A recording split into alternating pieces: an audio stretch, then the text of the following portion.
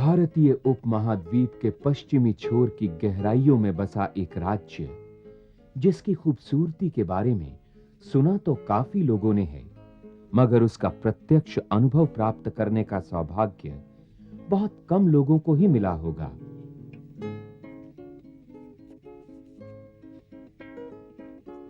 यहां लोक कथाओं की पूंजी नई पीढ़ी को विरासत में मिलती है और संगीत तो यहां के निवासियों की जिंदगी का मानो एक अभिन्न अंग है। एक ओर जहां आधुनिकता की मधुर शैली में गूंजने वाले गाने अनायास ही पैरों को थिरकने के लिए मजबूर कर देते हैं, वहीं यहां के मधुर व पवित्र गीत आत्मा की गहराइयों तक को छू लेते हैं। I'm gonna ride the chariot in the morning, Lord. I'm gonna ride the chariot in the morning, Lord. I'm getting ready for the judgment day. My Lord, my Lord. Are you ready, my brother? जी हां, आदिवासी जाति और जनजातियों के विभिन्न रंगों को समेटे पारंपरिक वस्त्रों और आभूषणों से सजे इस राज्य का नाम है नागालैंड।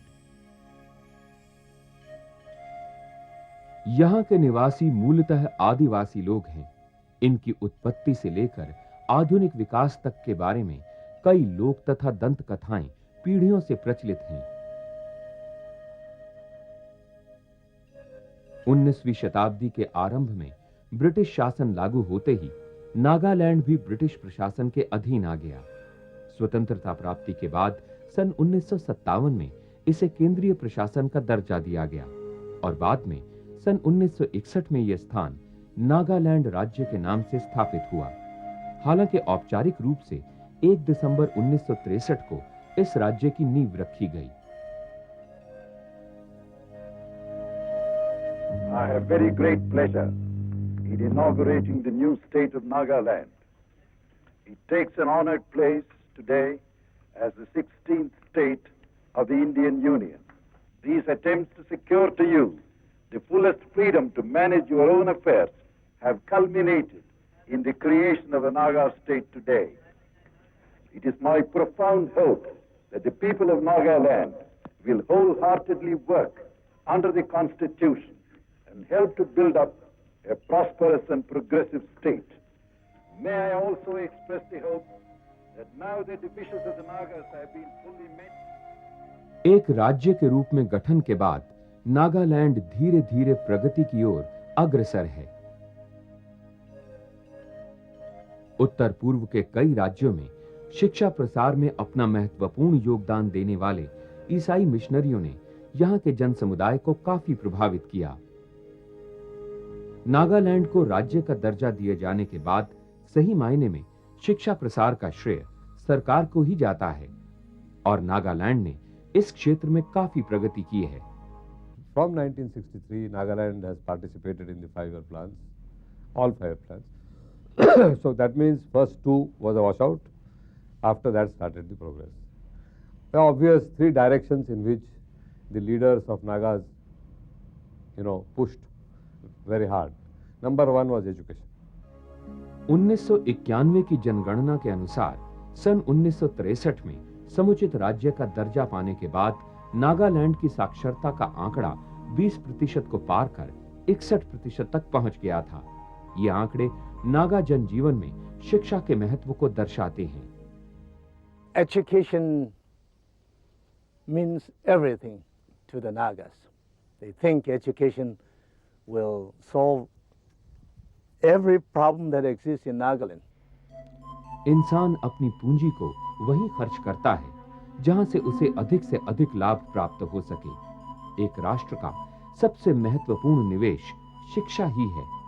पश्चिमी देश अन्य क्षेत्रों में चाहे जितने भी आगे हों, किंतु आज भी बच्चों की शिक्षा का खर्च उनके लिए अत्यधिक महत्वपूर्ण निवेश है।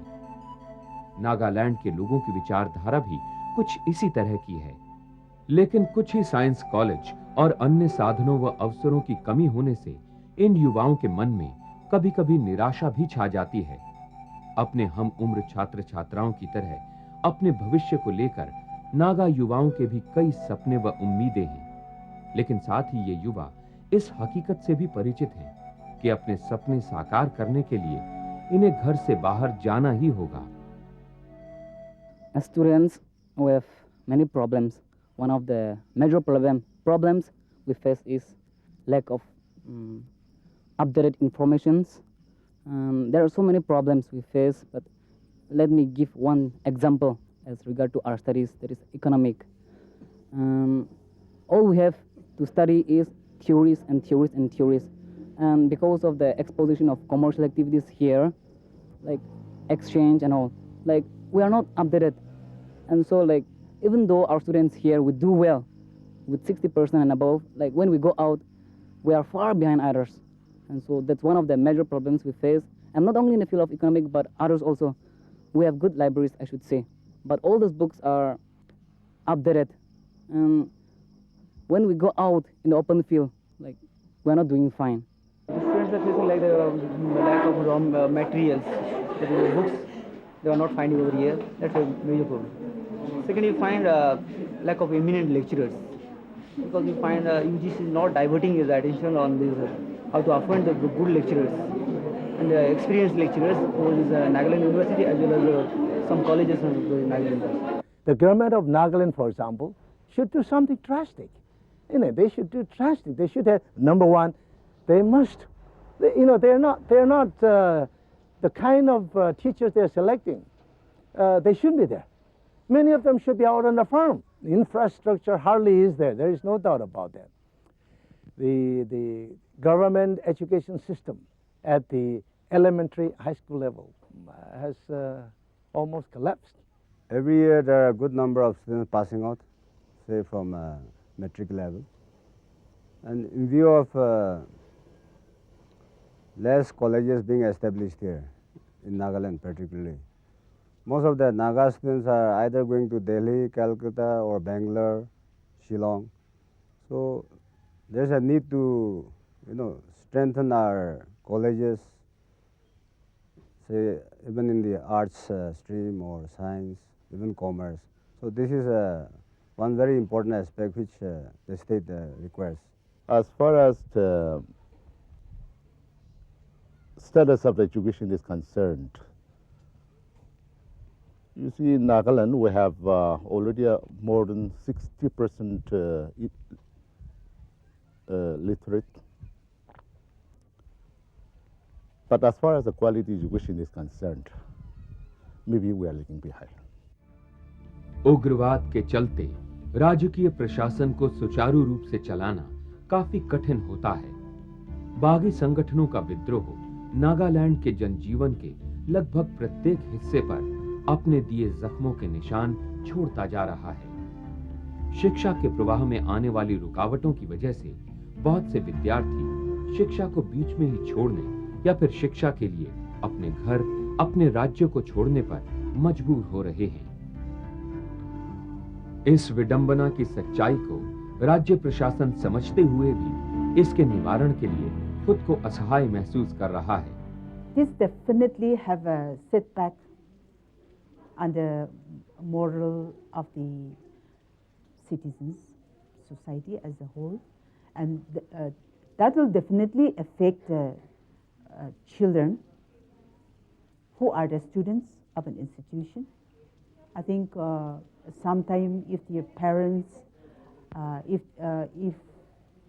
the society is affected by such certain incidents, such as killings, extortion, that definitely affects the family, and the family includes the child, the student ultimately.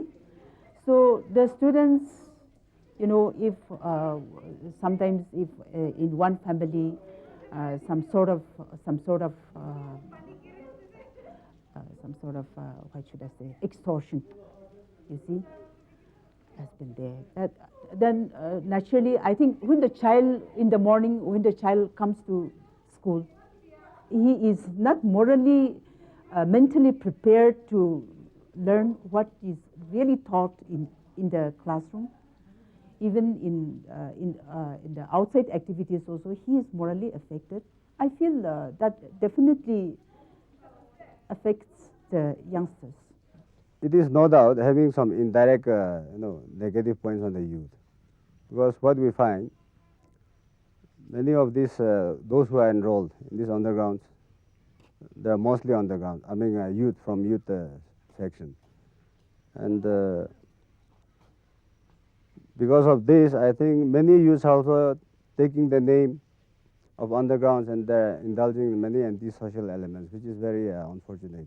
Well, I don't see the future very bright for the Naga youth in the sense that we have more than around 4 lakhs young people in schools and colleges, also those educated unemployed, dropouts.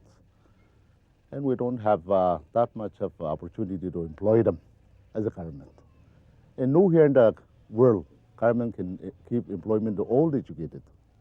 And therefore that problem remains. In this being a very small state, and government has given all those possible employment to the young people. We have nearly 1 lakh government employees in a population of 15 lakhs. And therefore, as far as the employment is concerned, I don't see much prospect. रोजगार के क्षेत्र में समुचित अवसरों की कमी तथा सीमित सुविधाओं की वजह से बहुत बड़ी संख्या में युवा वर्ग की हताशा उन्हें अपने भावी सपनों को साकार रूप देने के लिए नागालैंड से बाहर कदम बढ़ाने के लिए मजबूर कर रही है। उच्च शिक्षा व बेहतरीन सुविधाओं की खोज में यहाँ का युवा वर्ग काफी बड़ी तादाद में भारत के बड़े-बड़े शहरों या फिर विदेशों की ओर पलायन कर रहा है।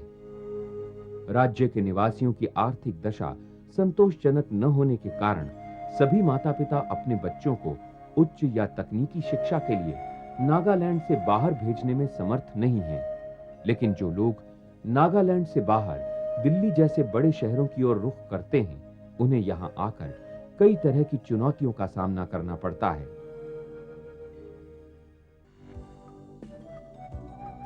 उन्नति और प्रगति के रास्ते पर शिक्षा को अपना एकमात्र सहारा बनाकर चलते हुए यहाँ के लोग कठिन से कठिन परिस्थितियों में भी धैर्य रखते हुए बड़ी आसानी से अपना फासला तय करते जा रहे हैं। हालांकि नागालैंड की शिक्षा व्यवस्था में सुधार अवश्य हुआ है, लेकिन फिर भी नागावासी शिक्षा प्राप्ति के लिए दिल्ली जैसे महानगरों में आना चाहते हैं। शायद कुछ बेहतर करने की इच्छा और आकांक्षा उन्हें यहां खींच लाती है, ताकि वो अच्छे से अच्छा प्रशिक्षण ग्रहण करें और फिर वापस जाकर अपने प्रदेश की प्रगति व उन्नति में अपना सक्रिय योगदान दे सकें। I'm doing my economics honors from Sriram College of Commerce. I want to go for my management studies and all. When I first came up to Delhi, life was very fast and life was very competitive out here. And I feel that I got to know more people from different cultures and all. First thing was the weather out here. It was very hot, so I couldn't cope with the weather. But slowly, I got used to it. Food and all, I found it somewhat spicy. It's quite different from what I found at home, which were we used to take boiled foods and all. So the foods and all, I found it quite spicy. One thing which surprised me was some of the people, they didn't even know where Nagaland was. So that's what surprised me. But I told them that Nagaland was a part of India. So then only they came to realize that such states exist in Nagaland also. भोजन, मौसम, विभिन्न सांस्कृतिक परिवेशों और महानगर के तेज रफ्तार जीवन की छोटी-मोटी दुविधाओं पर कितनी आसानी से काबू पा लेते हैं ये आदिवासी युवक। ये यहाँ रहने वाले छात्रों के लिए अनुकरणीय है। उत्तर पूर्व के छात्रों का दिल्ली विश्वविद्यालय के सांस्कृतिक जीवन में योगदान तो अनोखा ही है। Kohimate thakakan misalage putadi wakapara ahakan cholak ahishe mokochung thakakan skalkori ahishe zenhebo topara ahakan jagara Kohima capital pakarasa dungakai Kohima capital pakarendi rondavi sopase Nagaland. There's a line that you cross when you find out that you love.